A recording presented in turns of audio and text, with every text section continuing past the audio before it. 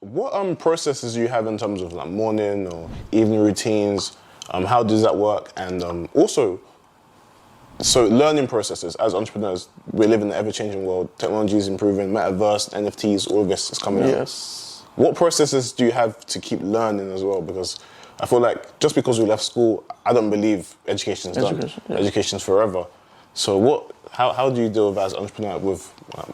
So firstly, like my routines are quite normal. I wake up anywhere from 8:30 to 9:30, depending on how tired am I. Then I would try and meditate if I can. If I can't, and if I'm not feeling it, I won't. I'm not one of those guys who are like, do this in the morning. I wake up late as well, guys. Then I would just come in the office, do my to-do list, a very important thing I would recommend. Then just start my day off trying to do as many tasks as I can. If I can't complete all of it, that's fine. Move on to the next day.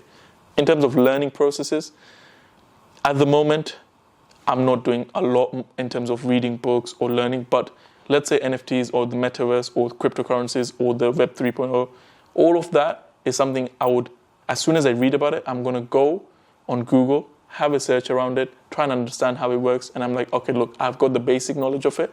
That means if someone talks to me about it, be like, have you got any understanding? I'm like, yeah, I have a basic understanding. But I'm always trying to learn from social media itself. So I only follow people who will kind of teach me. Because I look at it like this. Where am I spending most of my time? Social media. And if I'm going to follow people who are not giving any value in my own mind, there's no point in me following. So I learned most of my stuff from social media and just searching on Google for the moment.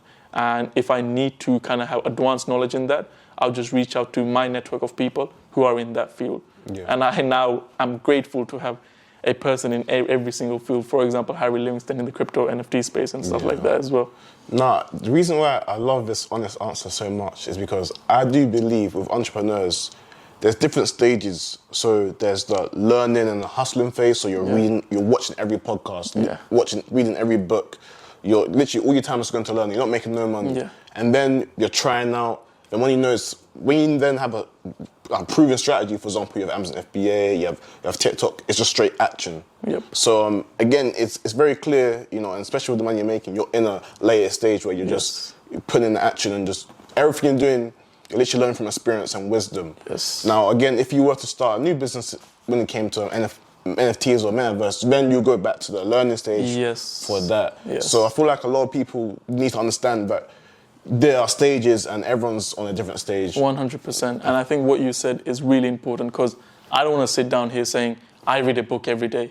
I listen to a podcast every day. Realistically, I don't. Because, as Poku said, once you have something happening, like, okay, this is Amazon FBA, I need to focus on it. I'm not going to go read books about Amazon FBA. Like, all I have to learn is right in front of me. If I'm starting something new in Amazon FBA, I'm going to go seek out knowledge for that. But I'm not going to sit here and read books. Actions over knowledge. I feel like, yes, take the knowledge in, but then it's the actions which will give you the outcome. So that's kind of the thing I would say. And then going back to FX now, it seems like you've gone back to manual. I've seen your story. I know you don't post much about it, but I've seen your story here and there. What's the reasoning for, in terms of what part of the journey would you say are in FX? I would say I'm still practicing. I'm not profitable, neither am I a beginner. I'm in the stage where I'm practicing, trying to be profitable. And main reason why I don't make videos around it is because if I'm not profitable, why am I going to go and show people how to trade? So I'm first trying to be as profitable as I can. I know a strategy works. I know how to use it. Then there's point of me actually showing this is what I trade, this is how much I made, and blah, blah, blah. Otherwise, there's no point of it. That's what I see. That's the same decision I've made because, again, I feel like I need to wait a bit. I need to make at least 6 figures of trading before I can even be advising people saying, oh, this is what I do, or you should copy this or whatnot. So, again, playing the long game is always the best way. And I've also noticed as well, I remember you had an Amazon FBA course, and then you refunded everyone. Yes. And I like the fact that you're very... as you can tell already, he's very honest in his interview. You can also tell with your followers as well, you want to keep that level of trust there. Yes. What happened with that situation? And So, as you said, I wanted to be as transparent as I could with my audience. So when I first released the Amazon FBA arbitrage course, it was an arbitrage course. I released it for 50 quid. Now, did I think it was worth 50? I thought it was worth 500 because the value it provided. I have guys who message me sending screenshots saying, I've just made £1,000 in a week using your arbitrage course. Wow. So I'm here thinking, I'm like, yes, there is the value. But during that moment, what happened was that I think I spoke about in my video that I will make a step-by-step guide for you guys and share it for free. Main reason why I didn't share it for free is what's happening right now. No one values it. When something's for free and something's paid, if you pay for it, you're going to value it because you're like, okay, I paid for it. It's just a psychological thing. Yeah, you pay to pay attention. Pay attention. That's a nice one, actually. And when I made it free, or if I put it out for free, no one would have cared. Yeah. No one would have cared. So I put it out for free after because the amount of people saying, oh, this doesn't have any value, this and that, and they were giving negative feedback, this and that. So I was like, rather than making money out of something which is giving a negative frame to my social media, my personal brand, which I treat it as my own baby or child, because I built it from nothing to something. I'm like, money will come, but the trust I have from them will not come if I continue doing this way. So I decided that it was, I would say I've never said actually, it was around 10K. I just refunded it to everyone who paid. And I'm like, I'm out of this. And it's for free now on YouTube, so you can watch it. There you go on this channel. Make sure you subscribe to Jatz. Follow him. It will be linked down below. Thank you so much. But yeah, no, I just love the honesty, and it just shows how far you can go just by being yourself and not putting the money first. Because some people might put that 10K first and say, no, I'm not going to refund anyone. But then that 10K may cause your baby to crumble, your personal brand to crumble. They may not trust you in the future to buy future courses. So again, it's good that you're playing the long game. That's the important thing. That's what's necessary in this world. Talking of long game, you know, you've had a great 2021. 2022 is in less than 30 days. What are you'd have to share all your goals, but what's next for Jatz? What can the audience look to expect?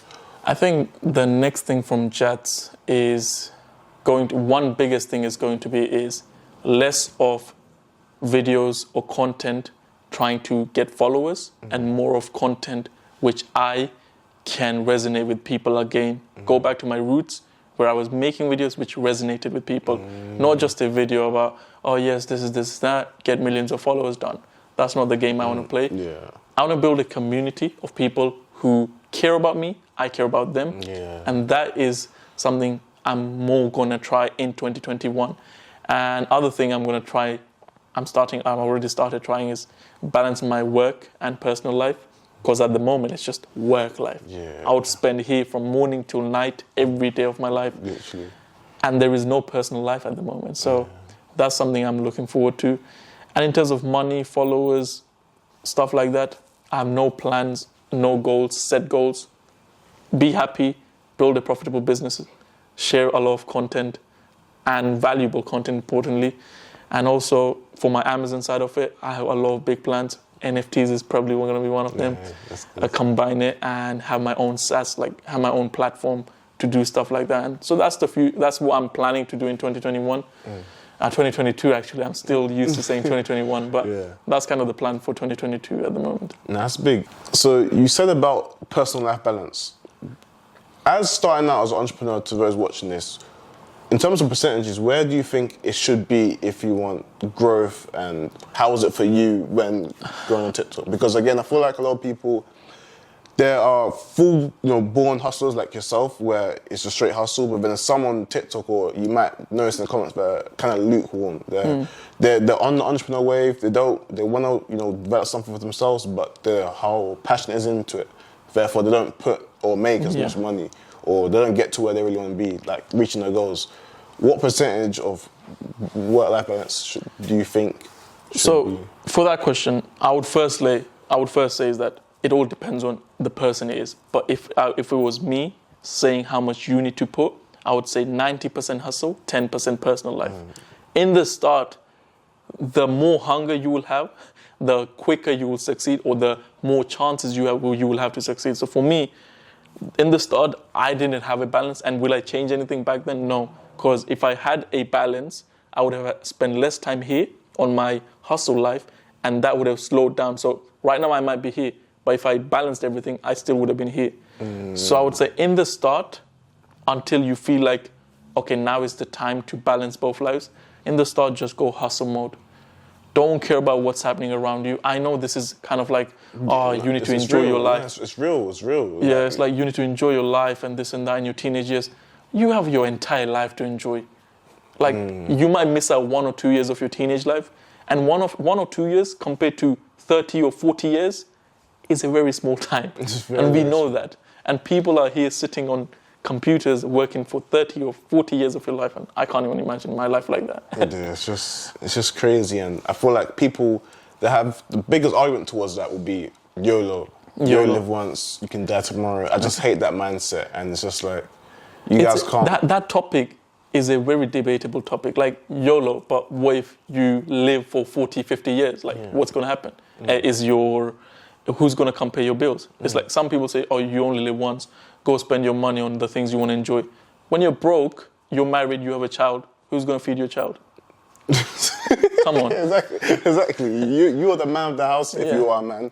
And you have to provide. So again, I just see it as like, would you rather put in the work now and then live a great fulfilled life, begin to do what you want on your own terms, buy your time back, or just.